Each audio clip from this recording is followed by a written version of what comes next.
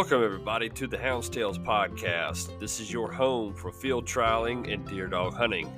It'll be stories and discussions on the world of dog hunting. So let's drop the gate, cast your hounds, and get ready for another episode of the Hounds Tales podcast.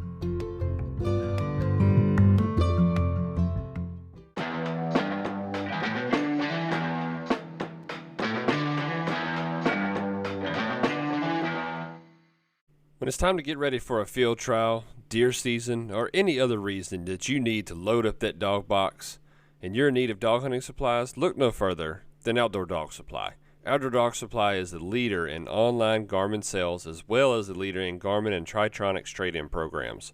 From GPS system to dog training aids to vitamins and supplements and everything in between, put your trust in Outdoor Dog Supply.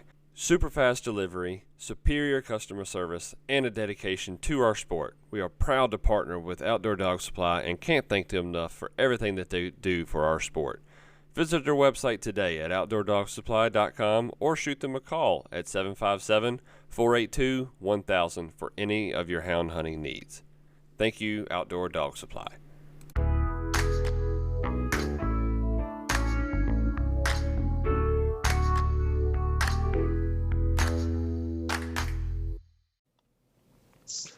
Welcome, everybody, to the Hounds Tales podcast. Tonight, I'm joined by Mr. Jody Martina. How are you doing tonight, sir? All right.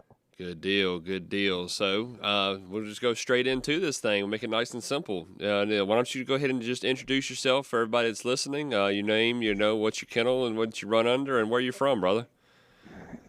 Well, my name is Jody Martina. I am the Highway Men Kennel. There's about 3 or 4 of us in the kennel out of East Point, Florida. So we have to drive a ways to condition our dogs from down here. I got you. Where about? What's close to y'all down there? I am 62 miles from Panama City, and I am 63 miles from Tallahassee. Wow. So I'm smack dab in the middle of 2 big cities, but I'm right on the coast. I got you. That's on. I'm probably gonna sound dumb when I ask this. Is that right there in the Gulf, or is that on the East Coast? No, we're actually up in the Panhandle. Okay. We're on the Gulf. My business is actually on an island, St. George Island here. Oh, no kidding. Yep. What kind of business do you run? We install swimming pools. We service swimming pools. And it's actually based on an island here, St. George Island. That's pretty neat. I'm sure there's an overabundance of swimming pools down there in Florida. We dig a hole almost every single day. I believe it. So how did that kennel name come about? The Highway Men Kennels. All right, so we started out, it was me and J.W. DuBose, and we ran under 850 Mafia and Bad Weather Kennel. Bad Weather Kennel was myself. 850 Mafia was J.W. DuBose. Okay. The following year, we went 850 Mafia, Bad Weather Kennel, and Top Fox Kennel. Top Fox Kennel being Mr. Jimmy Adams, an older man that hunts with us. Okay. We got to thinking about changing our kennel name so that we'd all run under one instead of it being a slash. And then the masters changed the rule to where that you couldn't have slashes. It couldn't be 850 Mafia, Bad Weather, Top Fox. You had to be a single kennel name. Right. So we all got to thinking about it, and we have to travel so much to run our dogs, and we travel all over the U.S. field trialing. I mean, if you putting on a hunt in Virginia and we like it, we on the way. Now, that's what I'm talking about. So we just all got to talking about it, and we named it the Highway Man. I like that. So who come up with that name? Is that just because y'all travel so much having to do it? Yeah, it was because we traveled so much. We had a few names we went along, and the Highway Man's actually the one that I came up with. We cut up and crack jokes and say J.W. DuBose is our CEO, but the CEO, he approved the kennel name.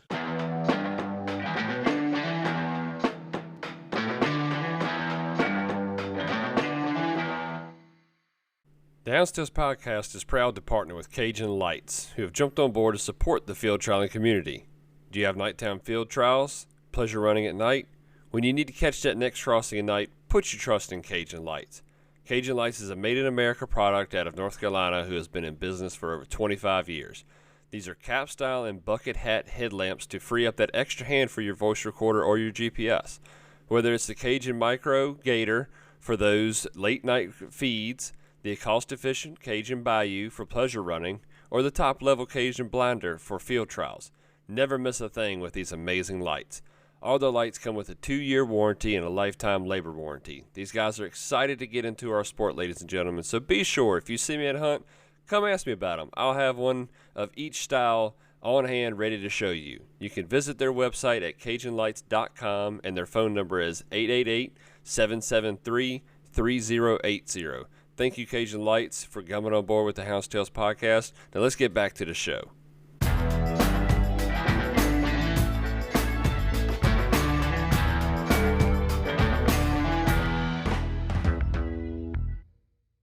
I believe I'm trying to think of that guy's name up there, but he had got that dog. We had another dog here, Clyburn's Rock. We were breeding two back then. Yeah.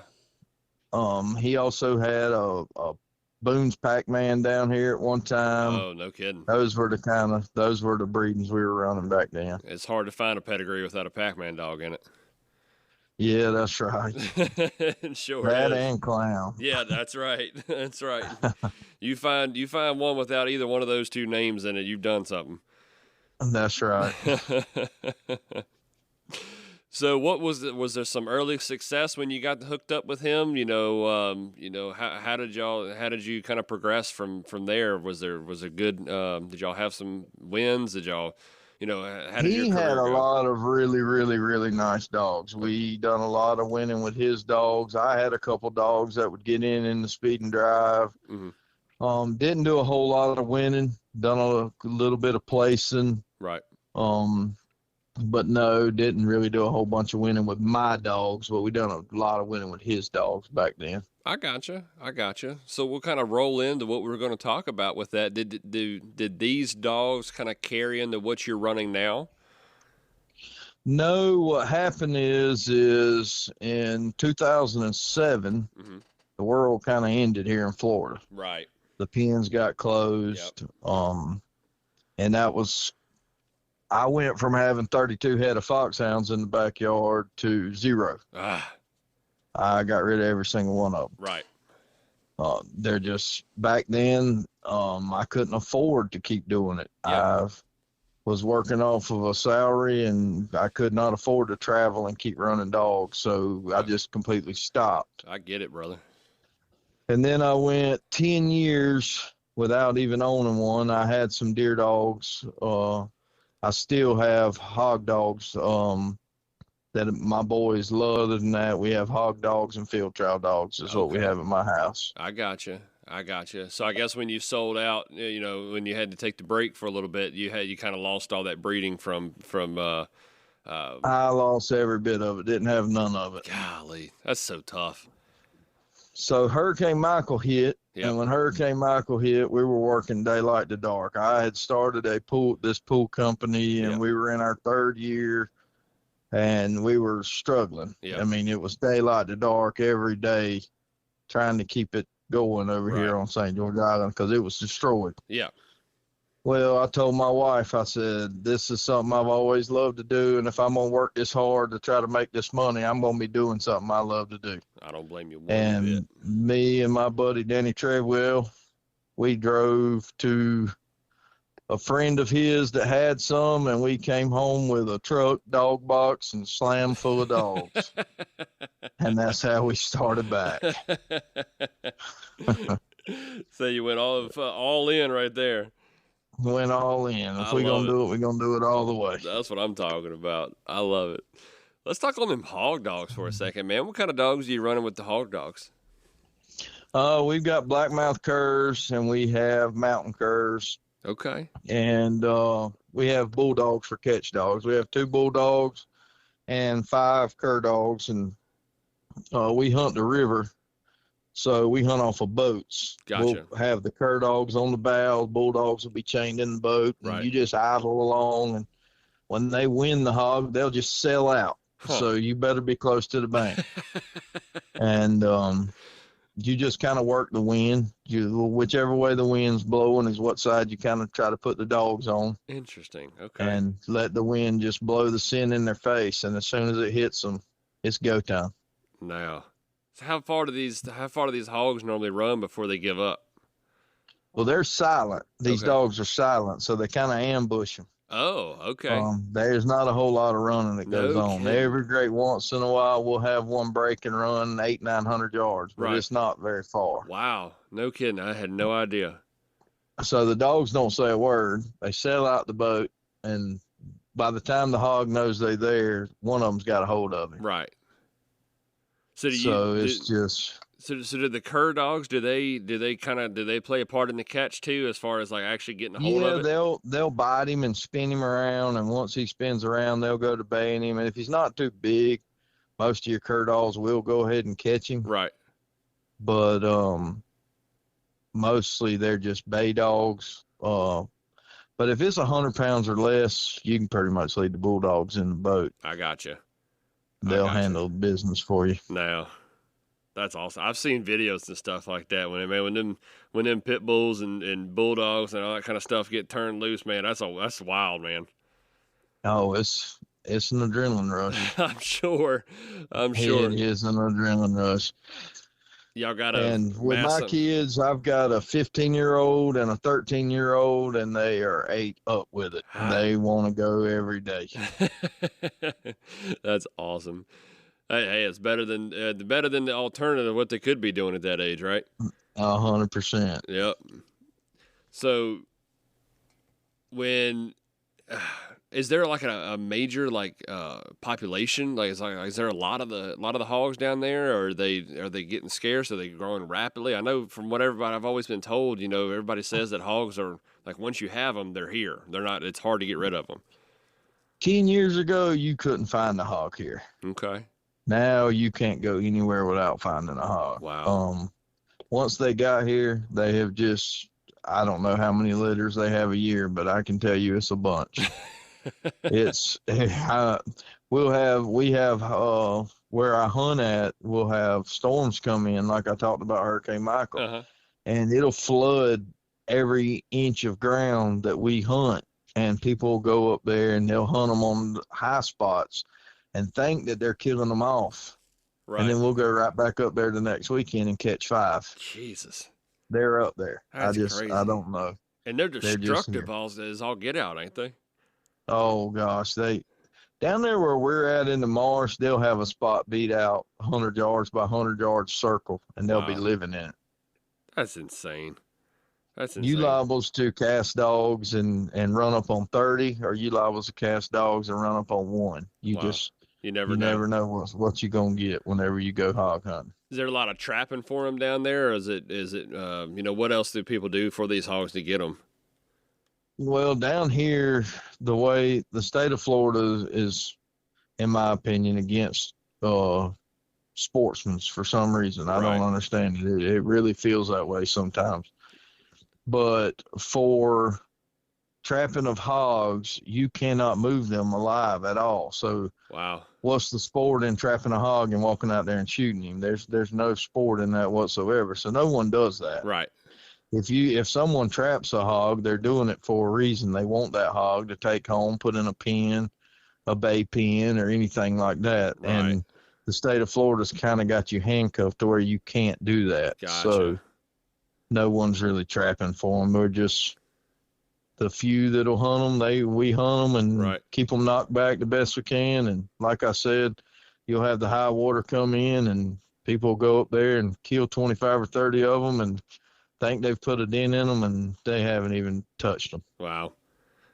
So I got a buddy of mine that's down there. He's part of a hunting organization kind of deal that I'm a part of, and I think he does the baiting for them.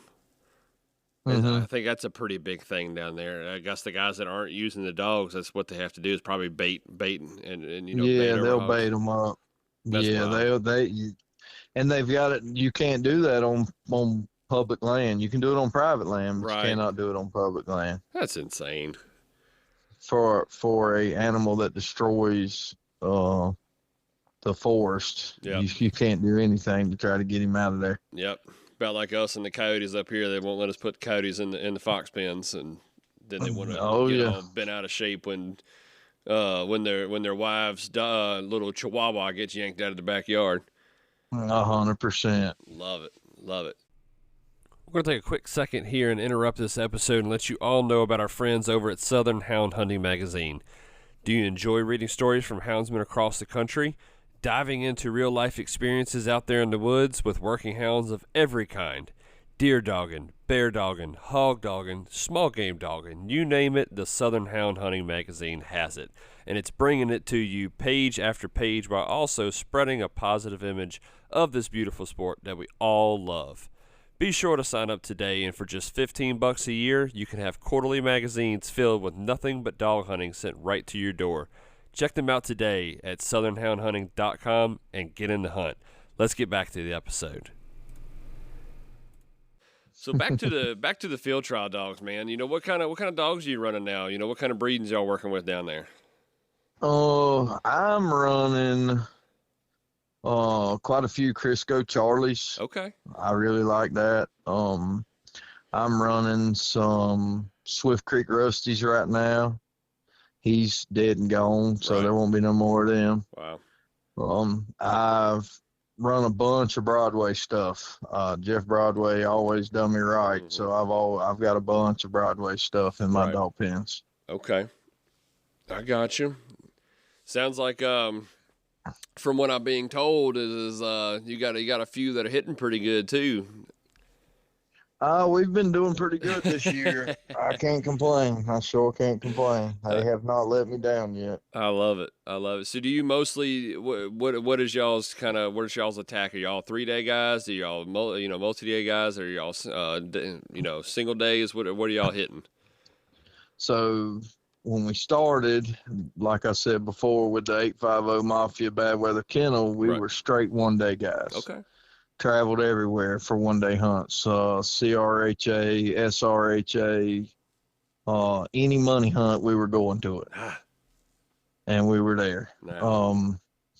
And then we went the following year with 850 Top Fox, Bad Weather, and we said, well, you know, we've done really good in the 1-days, and we really did. JW done a bunch of winning all over the place. Yeah.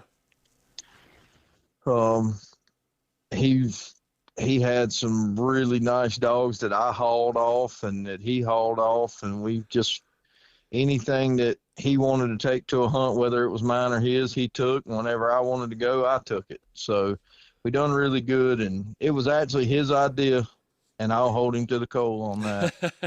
So, you know what, let's try the 2-day and the 3-day world. Let's see what it's about. Well, that's where I come from. Okay. And I love it. Yeah.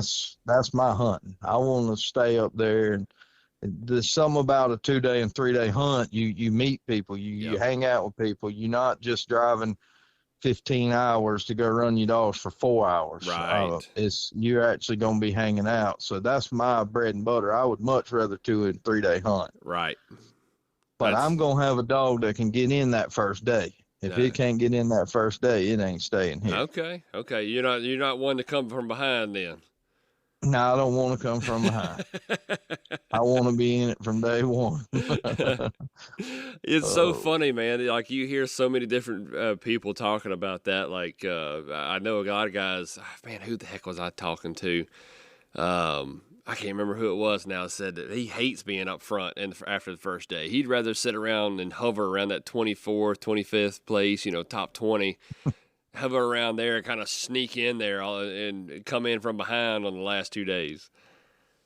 Now, I want somebody to know I'm there the first day. Go ahead and let them know that I made it there. All right, here I am. So you got me to outrun, that's for sure. I'll try my best to make sure that you got me to outrun. But there is, you're going to lose more than you win in this game. That's 100% truth. That's for sure. That's for sure. I was sitting first after the first day at pools this weekend, man, and he dropped back after the second day and never could pull it back to the front. And I was like, man, that just hurts your feelings sitting first and then dropping back like that. Well, when I won the Sunshine State 3-day, I led the first day, and then we led the second day, and I don't think I ate nothing the second day. I was a nervous wreck. And you would just have to know old man Jimmy Adams that hunts with us. He loves to pick. You better have thick skin or stay away from him. Yep, that's right. And he was like, just on me hard. She's going to be fine. Going to be fine. Just ride me. Right. And at Andalusia, we have a really nice camper up there. Me and my wife and kids, we're all up there. We'd already made a couple champions, but it just so happened that the first two champions I made, I wasn't there. Oh, no. I had to leave after the second day because my oldest boy is big into baseball. Okay. And we play travel sports. Ooh. And he has showcases now that he's older, and we had to just leave. It didn't have a choice that I won and the second day and throwing up the whole third day. Hiding from everybody. Told Jimmy, I'm going to bed. I'm going to the camper and I'm going to bed. So my wife and kids, they're all there, and they don't understand why I'm as nervous as I am. It ain't quite a big a deal to them because they don't really understand every aspect. That's right. Then when they call it out, and you would just have to know Jimmy, like I said, he went berserk, and we had us a big time. I ain't gonna lie, I had a blast. That's had awesome. A big time. That's awesome. That's awesome. If you don't have friends like that to give you a hard time in situations like that, it ain't worth it. Oh no, and as much as he picks, he loves it, buddy. He loves the hunting. He enjoys it. He's here lately. He's really been into running the puppies and going to puppy hunts, and he's been real competitive and actually won quite a few. And it just seems like he's been stuck with the puppies. And then every great once in a while, he'll get a couple grown dogs from me or from JW, and he'll hunt them for a little bit. And right now, he's back on the puppies. So gotcha. All the grown dogs are over here. I'm just got through feeding them a little bit ago. I think there's close to 50 of them. Ooh, great day. Ooh. Yeah. It sounds like y'all got a really good little team, though. You know, it works really well together. Yeah, we have a good time, that's for sure. That's awesome. That's what it's all about. And I'll tell you, especially when you get into the multi-day world, man, you can't – I don't know if – I mean, I know some people do. Don't get me wrong. But I'd say for the most part, you can't do this by yourself. You can't do it and be competitive week in and week out without some form of help. Right. And what I mean by some form of help is, like, I've got a friend that's got a pen, and it seems like anytime I pick the phone up, he's always available to let me run. Gotcha. That's help, whether you want to call it help or not. If you can get into a pen when you need to be there, then that's help. That's huge. Yep. So it's really any form of help. You can't do it all by yourself. Definitely can't do it all by yourself. I can't remember if you said how far is the drive for you to get to whatever pens whatever pens you're running. So the closest pen to me is the Hellcat. Okay. The new pen there in Alabama. Right. It takes me an hour and 40 minutes from my dog pens to the gate. Man. Yep. And for the first 3 years of me being back in it, the closest pen to me was the small pen there in Elba, Alabama. I used to drive there twice a week. Okay. 2 hours and 47 minutes. One way. That'll test your dedication right there. Yeah, that's right. That's loving it. So that Hellcat pen, I think I've seen and heard that thing's running right daggone strong. No, it's really nice. It's got every aspect of hunting you could ever want in it. I got you. It's got a little bit of thick, a little bit of wet, a little bit of dry, a little bit of wide open. It's right at 800 acres of lay back and get you some of it. Wow, man, that's a big pen then. Yep. When that pen, you said it's new. I don't think it's but a couple years old, right? Yeah, I think we're in the second year of field trialing right now. That's what I thought. I thought it was fairly new. Yeah, So, the first year it opened toward the end of the year. right. There wasn't no field trials, and then the next year we kicked it off, and then this year it's actually held quite a few field trials, and it's done really well with them. Awesome. That's awesome. So, when you're conditioning your dogs, do you keep them strictly in the pens, or do you condition on the outside as well? I run just in the pens when I'm field trialing. Okay.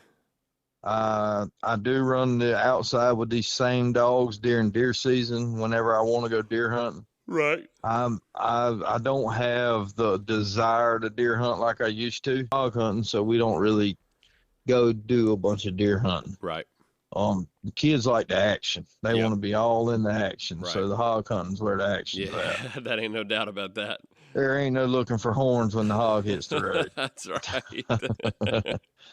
So mostly I run in the pens, but I do take them on the outside, like I said, during deer season. Mm-hmm. I say 15, 20 times.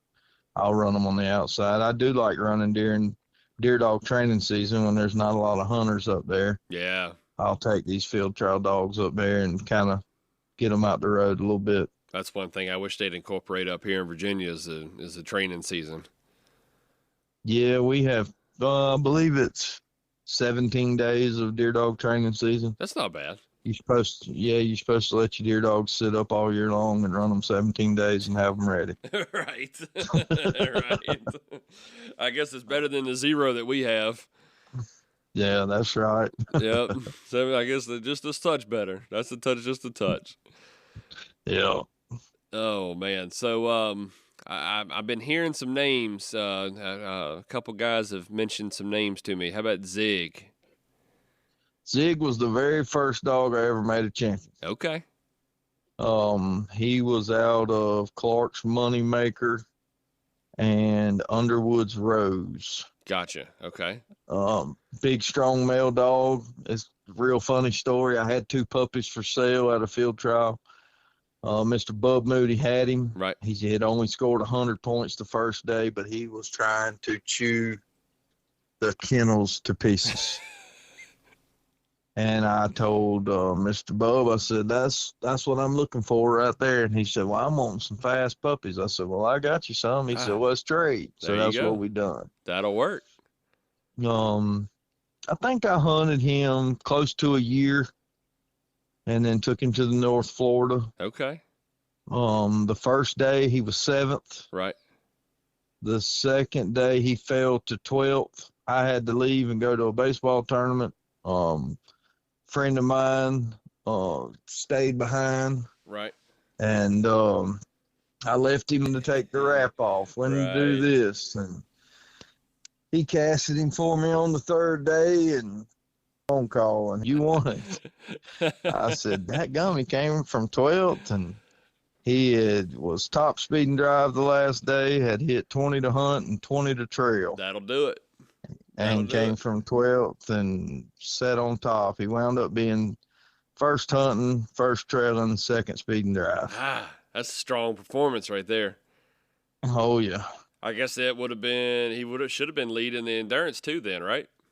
Oh, yeah. He was first in endurance also. Almost a perfect hunt.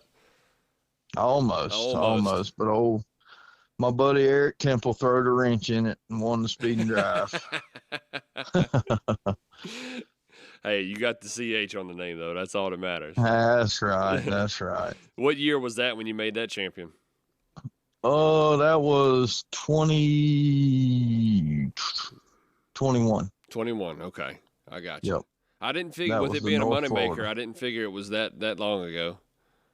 No, it was in 21, Okay. and that was my first ever field champion. Awesome.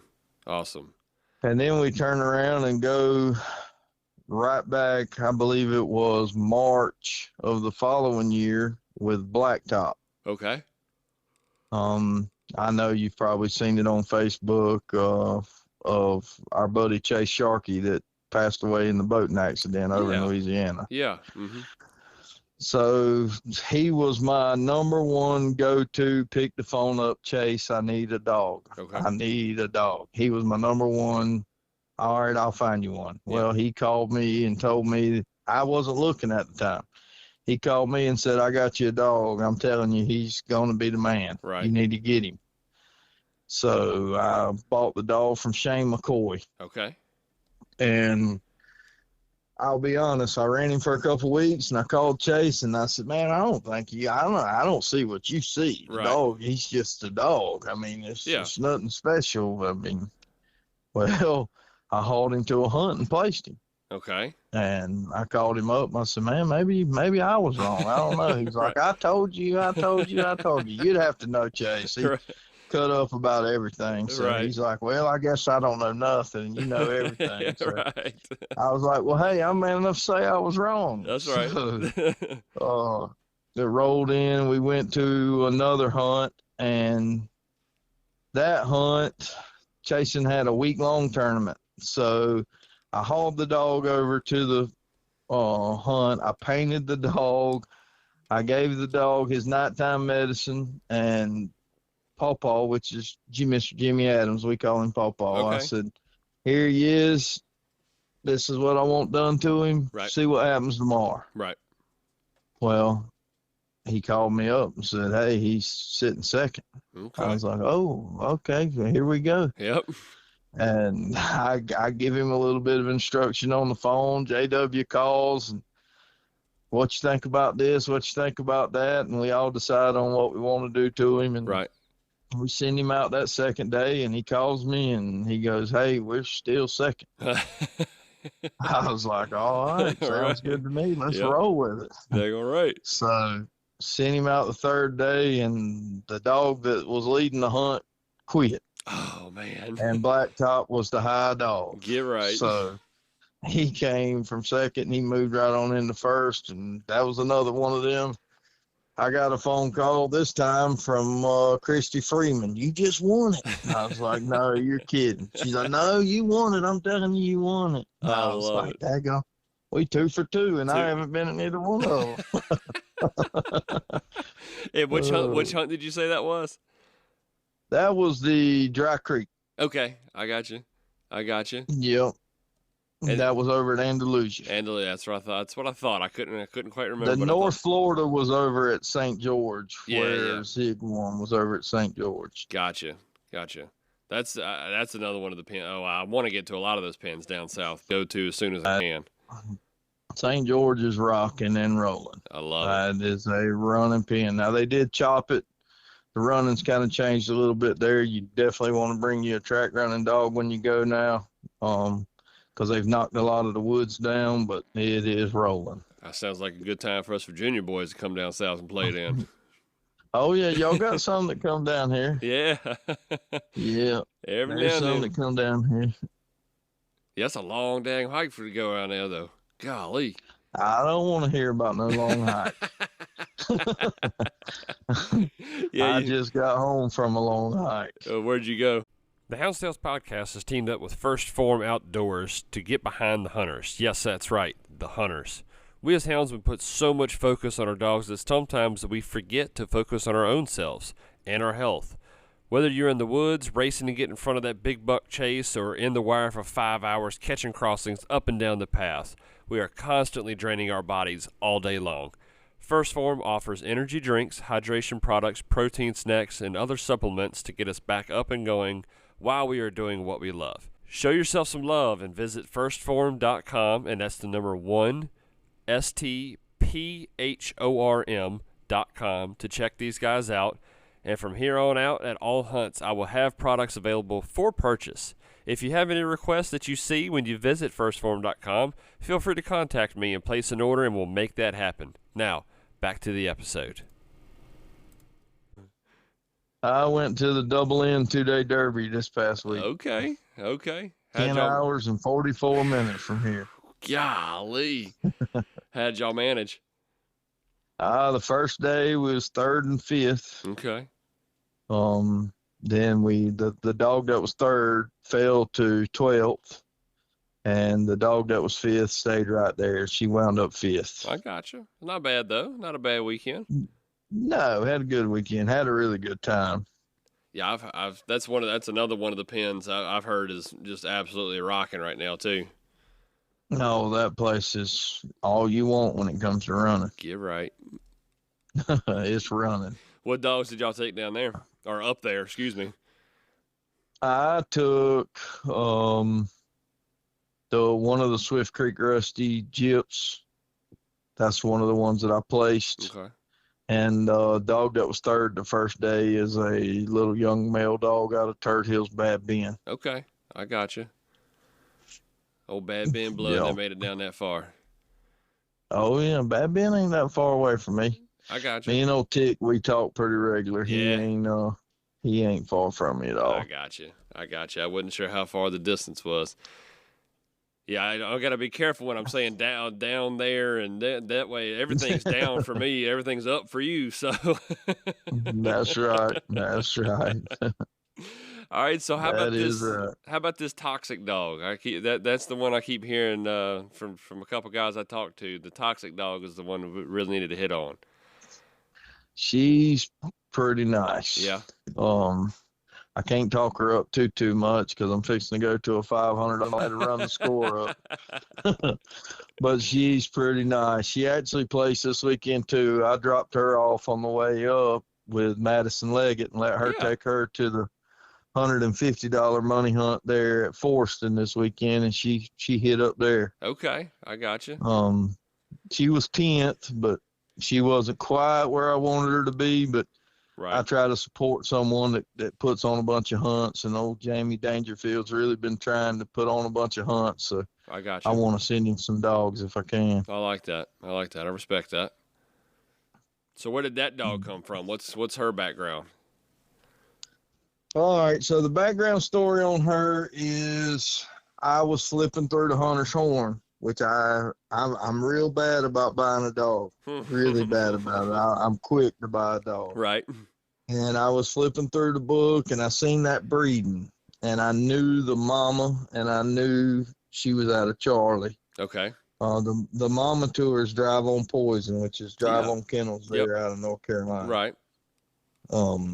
And I picked the phone up and I called him, and he said, "I'm going to a 2-day derby. I don't really want to sell." Right. Well, he hauled them to the 2-day derby, and they didn't do nothing. Okay. So I hit him up again. Well, when I hit him up the second time, he told me that he was looking in to try to build a house and this, that, and the other, and he priced them. They weren't cheap, but I bought them. And I'll be honest with you, he really liked the male more than he liked toxic. And when I got him here, I was the complete opposite. I liked toxic way more than I liked the male. And when I started hauling her, she has not placed in one hunt that I've took her to. She's placed in every other one. One hunt she didn't place in, but she was right there knocking on the door. Just didn't quite get in. But she's that dog, whether you're going to a 1-day speed and drive or if you're going to a 3-day, you got her to beat. And she's going to be classy and pretty, and everyone there is going to have to look at her the whole hunt and wonder where she's going to finish up at. I like it. And what did you say her breeding was? I know you said that she was Charlie on the way up. She's Crisco's Charlie and Drive On's Poison. Okay. Gotcha. What is Poison? I can't remember what Poison is. You remember off the top of your head? Right off the top of my head, I can't. Yeah. I knew you were supposed to ask me that, but I can't remember. Yeah, I was sitting here thinking, I was like, I know the dog, but I cannot think of what Poison yeah, was. He done really well with her. Yep. I knew you did. I'd seen that name a pile of times. So that's for daggone sure. Yep. I love it. So what's next for you, man? You know, y'all got you're all over the place. You know, you've done the 1-day stuff. You're hitting good in the 3-day stuff. You know, you're doing the money hunts. You know, what's kind of some what are y'all pushing for here next? So we're sitting pretty good this year in the 3-day kennel of the year. So, I am actually going the 21st of this month. We have a 2-day derby there at the Hellcat. Okay. I'm going to take those same dogs I just took double in, and I'm going to take them to the Hellcat for that 2-day. Gotcha. But that same exact weekend is the $500 money hunt at Red Ridge, Yeah. which is in North Georgia. Right. So I'm going to go up, paint my dogs on Thursday night, get my wife and kids settled in. I'm going to cast dogs with them Friday morning, and then I'm going to paint the dogs that are going to Red Ridge. I'm going to leave my wife and kids with the 2-day derby dogs, and I'm headed north to the $500 money hunt. I love it. You talk about eat up. That's eat up right there if I've ever heard it. That's the only way to hit 2 hunts is to have help. Oh, man. I don't know if I'm sure JW or Darvin or Sky, somebody will be there to help Tiffany with the derby dogs. I ain't Right. worried about that a bit. Me Yeah. and Sky, we have a camp there together at Hellcat. I know you know Sky. Yeah. Mm-hmm. Yep. And we got us a nice little camp set up there. I'm sure he'll be there to guide Tiffany if she needs anything. Perfect. I don't know if JW is going north with me or if he'll be at the 2-day derby. We kind of talked about it a little bit tonight on the phone, but Right. we hadn't really made our mind up what we're going to do. If he's going to send some more to the 2-day or if he's going to go with me and go to Red Ridge. Gotcha. They are y'all going? Man, I can't remember. It just popped in my head when you were talking about the $500 money hunt. Maybe that's what I'm thinking. There's a big payout hunt. I mean, one of the biggest entry fee and payout hunts I've seen in a long time doing this. You know, I haven't been doing it for, a couple of years, but man, I'm trying to think. It's been advertised all over Facebook, and I'm trying to think. It's at the Hellcat. Is that the one? Yeah, it's Clash of the Titans. That's it. That's the one. Yeah, Clash of the Titans. It's also a $500 money hunt. Randy Polk's giving out the numbers to it. The book actually opened today. Yep, that's exactly what I'm so thinking. we have, I think, 70 dogs. Is paying back $30,000. Ooh, yes, sir. Yes, sir. I'm sure y'all will be at that one, right? Oh, yes, sir. It's right here. I mean, I want to say, yeah, man, it's right here at home, but it is at home because that's where I run, but it's not at home because I still have to drive an hour and a half to get there. That's right. It's home court. We'll put it that way. It's home court for me. There It is and my dogs know where they're at. That is home field advantage for them if there is such thing. I got you. That's perfect. Yeah, I remember seeing that one. And these $500 money hunts, they're starting to come around more and more, it seems like, but you don't see that very often. And then paying back $30,000 after it's all said and done, that's incredible. Yeah, I actually me and JW put on the first one there at Elba. We gave back $10,000 to First. That was the summer of last year. Right. Old Tyler Heron and his father-in-law, Big L Kennels, they actually won it. That's right. I remember that now that you said that. Yep, I remember that. they won it with a Big Creek Sam. I know that's hard to believe. Right. That's definitely not hard to believe. So, speaking of that, what's some breedings that you're trying to get down there? What do you want to mix in with your dogs, that you have currently? I know a lot of people. So the stud dog that we have here, me and Sky just leased Crisco's Wild Boy. Yep. I remember seeing and that. And that's what we're crossing right now on our gyps. We also, in our kennel, we have bred a gyp to Valentine's B. Okay. Yep. We have a lot of Big Creek breeding in our stuff. Right. T-Birds bins all in our stuff. Every dog that we have has T-Birds bin in it almost. Gotcha. That's kind of our bread and butter dog. We really should have bought him before he went to North Carolina. Right. Because everything we had off of him we loved. Gotcha. So, this is I'm going to blindside you with this question a little bit, but I had a guy, I can't remember who the heck it was, and I apologize if you're listening. Me and him were talking about it the other day. He was from out in the Midwest. And I know the Midwest is probably drastically different between, Florida to Virginia, but do you find it works or doesn't work when you bring in, quote unquote, a northern dog, like from up here in Virginia that's throwing really good? Like if you were to try to get some sergeant blood or something like that down, y'all's way. Do y'all find that works down there, or does that kind of go against the type of running that you have that way? So this is just my opinion. Yeah. And I know that if you look at these pedigrees, we're all running the same dogs. True. If you really look at it, we're all running the same dogs. Right. And it's pretty much, in my opinion, that it depends on how you train that dog. Now, I can't come up there to Virginia to where y'all running in those super tight pens and load it up and bring it down here to where we have a more open ground running and expect that dog to be able to compete with these dogs that know how to do it. Right. Now, you can keep that dog for a little bit and continue to run him and check him out and let him just learn his surroundings. And sometimes he will come around. Right. And he would come around all the time if you'd give him enough chances. But most of the time you see those dogs that come from tight pens, they don't really do good down here. Right. But you can take those same dog, that same exact breeding, and get them as a puppy and train them down here, and they're perfectly fine. Gotcha. Makes sense. It just I think it depends on the terrain that they're trained in.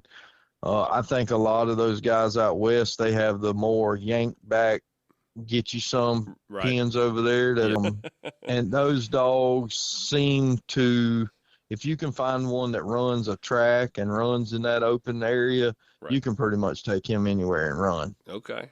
And he's going to be wide open. Where you take that dog, let's say from Double N that I went to this weekend, that has always had to follow the game because it's so thick in there, and then bring him to where these other dogs has all got their head up in there running wide open, and he's going to struggle a little bit. Yep. Yep. He ain't going to know to pick that nose up off the ground a little bit.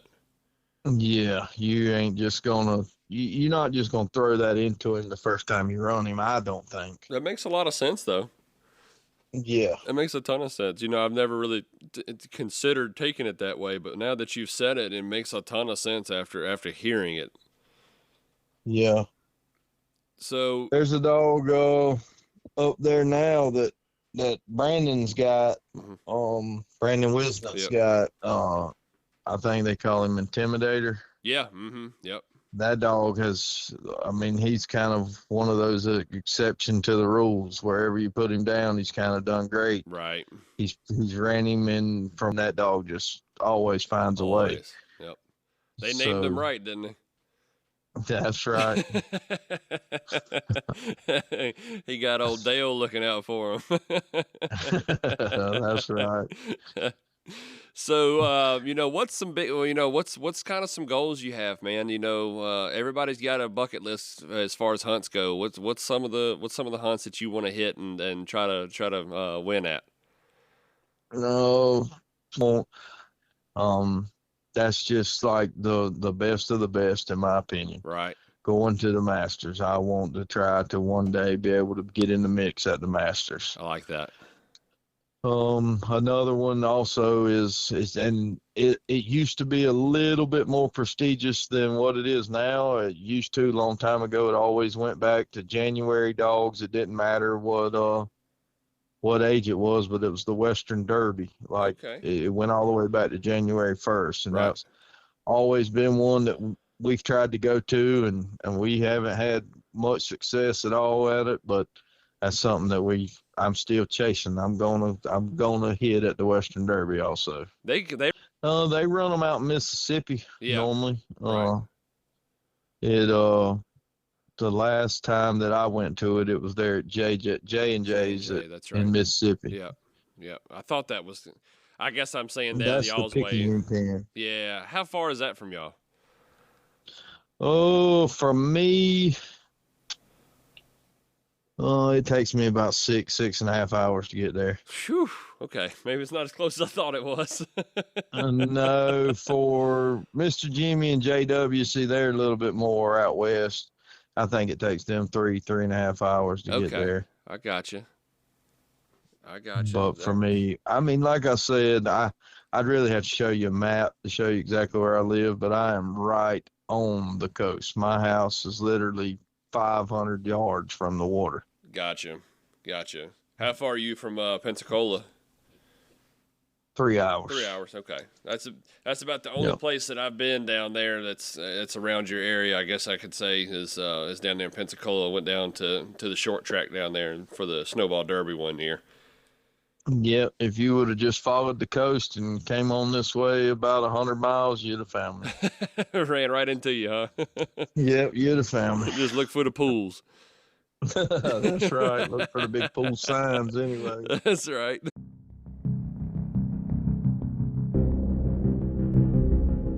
I want to take a second and talk about Frontline Optics real quick, guys. They are a sunglasses company that is owned and operated by frontline workers, fires, and emergency services, guys.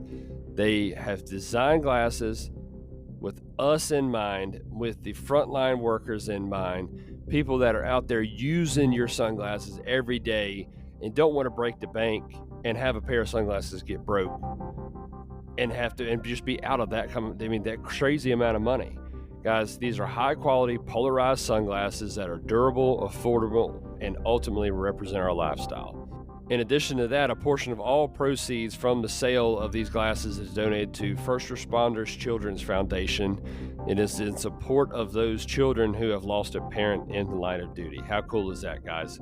So, guys, check these guys out, frontlineoptics.com. Go to their website, and when you go to checkout, be sure to type in the promo code Hounds Tales. That's TALES while you check out, and you'll receive 15% off your first purchase. Also, these guys have a first-time replacement, no questions asked program. Be sure to check that out, guys. These guys are awesome. I can't thank them enough for jumping on board. And we'll get back to the show.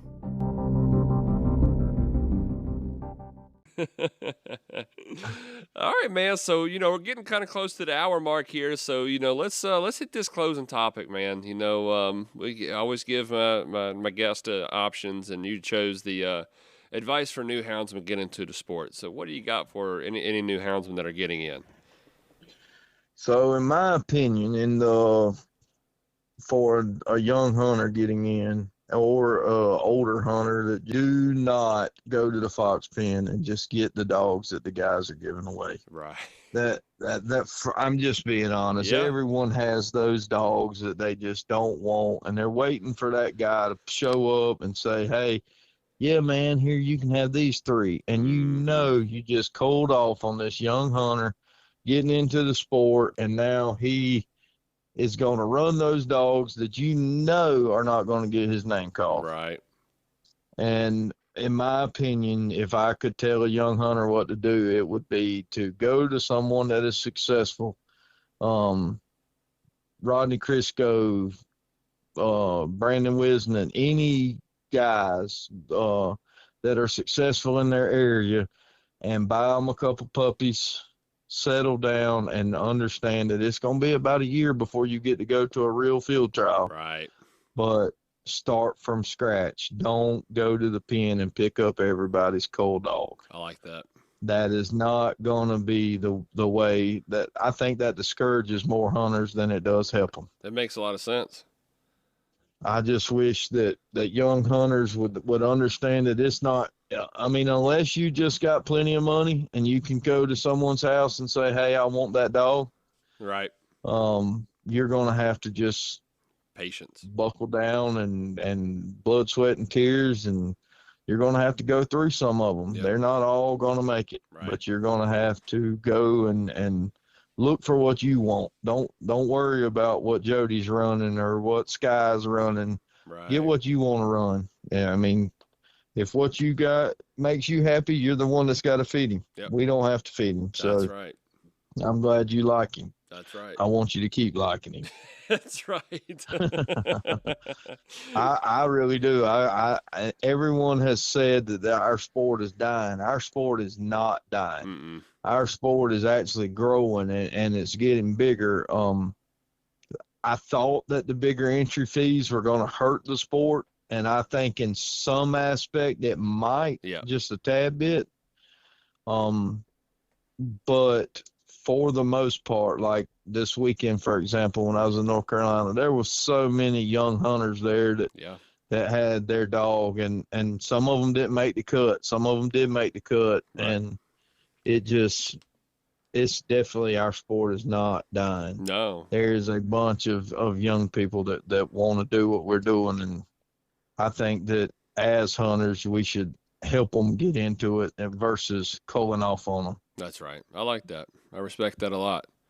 Do you think and you brought up a good point. I'm gonna pick your brain on this one for a second. Talking about the higher entry fees. What do you think about that? Do you think that's kind of hurt the sport? And the reason I ask, it seems like up here it's getting harder and harder for these hunts to fill the books. When I first got into it a few years ago, man, if you didn't call right away and get numbers to a hunt, you didn't get numbers to a hunt. Now you can kind of piss pot around for a little while and you'll still get numbers, and a lot of these hunts are having a hard time filling the books. Well, I understand that they're saying they're having a hard time filling the books, but I also want you to look at another thing. Mm-hmm. Look in that book at how many hunts is that weekend. Right. It seems like, and this hunt gets put on top of this hunt, and that hunt's on top of this hunt. And then if you're planning to go, let's say we're planning to go to the Georgia State, well, you've got to pick what dogs you're going to send to the Georgia State if you're going to turn right around and go to the money hunt, which is 2 weekends behind it. That's right. And these books, yeah, maybe they're not filling up to the top and to the desire of the person that's putting it on. I promise you it's not hurting the pen owner's feelings one little bit that his numbers are down a little bit, because as much as we enjoy the field trialing part of it, we have to have these pens running so that we can condition our dogs and keep them running week in and week out, because without these pens running, you're not keeping your dog conditioned. That's right. So I think a lot of like you say, the hunt's not filling up doesn't have nothing to do with the entry fees. I think it's got to do with the so many choices of where you can go. Yep. You can go to Enon this weekend and be in a 3-day. You can come to the Hellcat next weekend and be in a 2-day derby. Right. You can go to 95 and be in another 2-day derby. You can leave there and go to Forston and go to a $150 money hunt. There's just hunts on top of hunts on top of hunts on top of hunts for you to go to, and God forbid how many puppy hunts are going on every weekend. That's right. I'm not a puppy hunter by any means. Me neither. Me neither, brother. But they're everywhere. So I understand what you're saying on that, but I don't think that the money is what's caused that. Yeah. I do think that the higher entry fees has kind of stopped. Let's say you got this young kid that has a really good dog, but he can't afford to go to a $500 hunt, right? Or he can't afford to gamble a $500 to put it on that. I think that kind of pushes away that hunter, but in the same aspect, it gives other hunters that want to gamble, mm-hmm. and like that auction Calcutta up at the truck hunt this year at Chris Ross's pen. Yeah. It was wild. Yeah. That was the craziest thing I've ever been a part of. Right. And people were and they were loving it. And you had hunters there that were the young hunters that had won entry fee, because Ross had some drawings, and then they'd won some hunts, and like if you won one of his small hunts or helped judge, you give away entries. So you had a pile of people there that normally wouldn't come to that style of hunt. Right. And everyone was involved. Everybody had a blast at the auction. I mean, it was just a really good time. Bama from Big Creek over there, he really put on a show auctioning off those numbers, and it was a big time. I ain't gonna lie, I have not been to a hunt myself yet where they do that, and I hear it's intense. And you better be on your Chayla. Everyone else is sitting there scratching their head like, my God, how many is he gonna buy? I mean, it went wild. I'm not lying. It was crazy. That's awesome. And that old Chad. No, old Shay Leggett over there. Oh, Shay. I thought you said Chad. I'm sorry. Yeah, no, Shay. That's awesome. No, Chad, they normally always there and got dogs. Oh, yeah. But he ain't gonna play in it like some of those people now. Some of them get wild with it. Oh, I'm telling you. It's intense. I've It's something that you really need to slide down there and check it out. Yeah, I'm gonna try to go next year. I got one or two dogs up here now. I think could maybe try to make a little bit of noise. So I may try to go down there next year and see if I can't slip one in. Well, it's a hunt I always try to make every year. Win, lose, or draw. I've done good at it 3 years, and then this year I got skunked. Yeah. And thought I brought the best I'd ever brought. But funny how that works, ain't it? Yeah, but it is what it is. You win some, you lose some. There's another thing for the new houndsman getting in. This sport has a real way of humbling you very quick. Yeah, you can get discouraged. That's right. You cannot get discouraged, and you have to know what you're feeding before you put a number on it. That's it. If you put a number on a dog and you're asking a judge to tell you what you have, you don't need to go to a field trial. That's right. You need to know what you have before you roll through that gate. Yep. That's it. I agree 110% with you on that. 110%. That's right. Well, man, I have thoroughly enjoyed this. I'm really glad you joined me on this. This has been fun, man. I hope you've enjoyed it. All right, man. I sure have. Good deal. Before we let you go, man, is there anybody that you want to give a shout out to or any thanks out there you need to give? I want to give one little shout out, and it's going to kind of be more of a jug than it is a shout out, but I'm going to shout out old Brandon Wisden up there alone at the top. Just let him know that we coming for him. So every week that I see he's at a hunt that I'm going to, he's the man I want to beat. You can bet that. That's right. That's funny. I've been trying to get him on this thing, and I can't get him to budge on it. You're not getting him on it. That's right. Yep. Old Nate was the one that hit me up and told me I need to get you on here. Yeah, I like old Nate. Yeah. We have a good time. Every hunt we're at, we have a really good time. I love it. Yeah. I'm gonna keep pressuring him though. I'm gonna break him one day. I'm gonna break him. He gonna get on here and talk about maybe I stuff. helped you out right there. There you go. I helped you out right there. That's the only reason I've done it. I just don't want him to think we forgot him. That's it. Because we definitely coming for him. Well, perfect, man. Perfect. Well, like I said, man, I appreciate you coming on, and everybody out there, thank y'all so much for listening. Y'all be sure to hit that like and subscribe button for me. And like always, guys, happy hunting.